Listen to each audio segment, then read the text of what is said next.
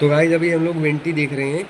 ये जो वेंटी है फोरेमोस्ट करके है, ठीक है, कंपनी वगैरह। तो अभी हम लोग वेंटी चलाना सीखते हैं, ठीक है। तो ये वेंटी चलाना अभी हम लोग सीखते हैं, वेंटी चलाते कैसे हैं। सबसे पहले गाइस ये बॉडी वेट है, ये पर्सन का हम लोग बॉडी वेट रखेंगे कि उसका बॉडी वेट कितना है, ठीक है। और इसके बाद अच्छा सर। क्या हुआ, अच्छा समझ गया बराबर। तो गाइस ये बॉडी वेट है। बॉडी वेट मतलब यहाँ से हम लोग पर्सन का बॉडी वेट चेंज कर सकते हैं। जैसे अभी ये हुआ तो इसको मैं बढ़ा भी सकता हूँ, यहाँ से घटा भी सकता हूँ। तो 58 कर दिया, ये 57 कर दिया, इधर से मतलब इधर से इंक्रीज कर सकता हूँ, इधर से डिक्रीज कर सकता हूँ, ठीक है।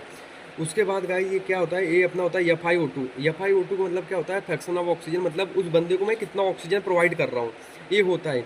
अब सपोज किसी बंदे में मुझे अभी किसी का आया, कोई बंदा सपोज ARDS का आया, फिर कोई भी पेशेंट आया जिसका सेचुरेशन कम है, सपोज उसका SpO2 सपोज 60 है, 70 है, ठीक है, 60 है सपोज, तब मैं ये FiO2 पे क्या करूँगा, बढ़ाऊँगा।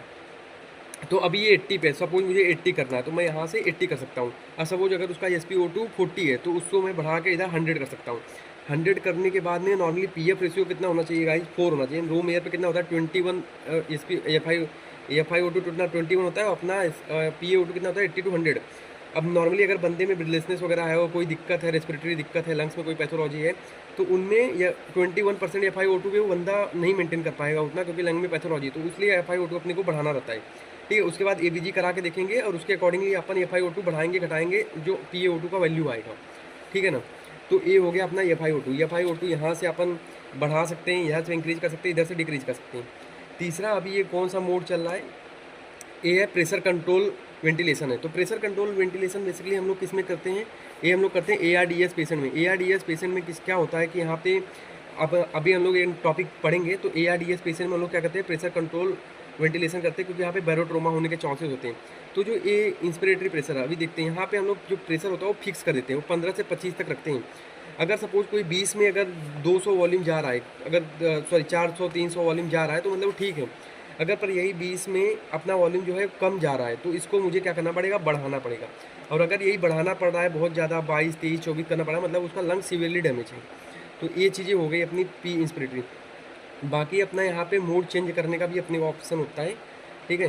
तो ये यहाँ पे मोड चेंज करने का भी ऑप्शन होता है। तो ये अपना तो प्रेशर कंट्रोल वेंटिलेशन है। अगर सपोज मैं, तो ये प्रेशर कंट्रोल वेंटिलेशन है। अगर सपोज मैं इसको मूड को चेंज कर दूँ तो ये क्या है, वॉल्यूम असिस्टेड कंट्रोल वेंटिलेशन, जिसमें थोड़ा सा पेशेंट का रेस्पिरेटरी रेट रहता है।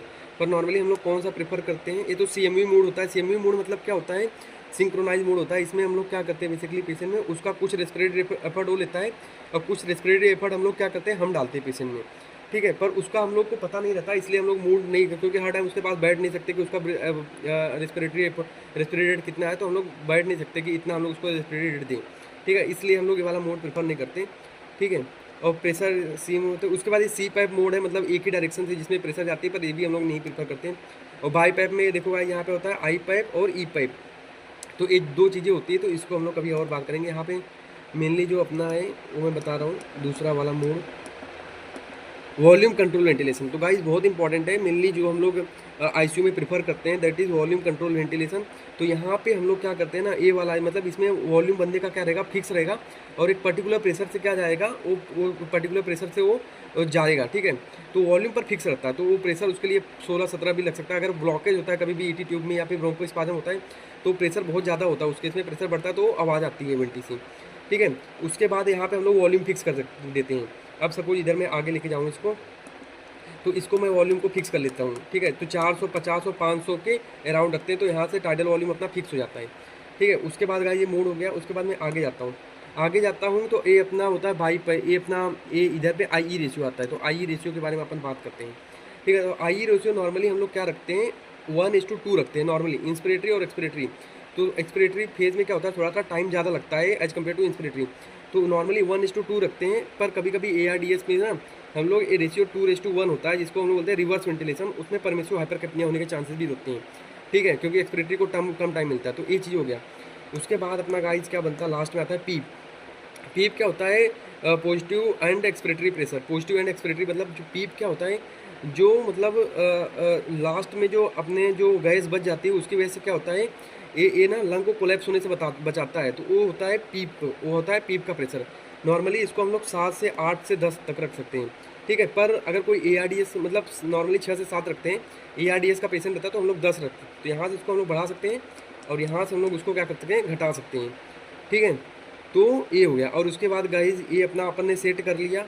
तो सपोज अब ये मैंने यहाँ से सेट कर लिया, तो इसको मैं अगर पीछे लेके आऊँ तो मैंने सपोज ये वाला मोड चेंज कर लिया है, ये सिलेक्ट कर लिया, 80 FI ऑटो रखा, मेरा वॉल्यूम कंट्रोल मोड है, VT मैंने सपोज इसको मैं 450 पे ला दूँ, 454 पे चलो ये है।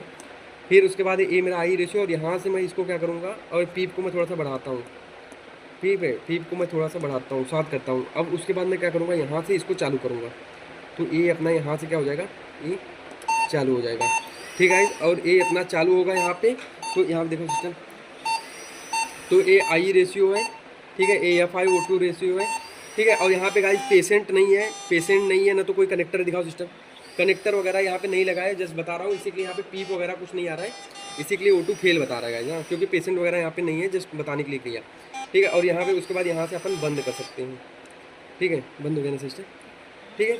उसके बाद एक सेकंड बंद कर दो, ठीक है, बंद हो गया ना। हाँ, अभी गाइस अभी ये चीज़ें नहीं, इधर देखो, इसको चालू कर दो मॉनिटर, चलो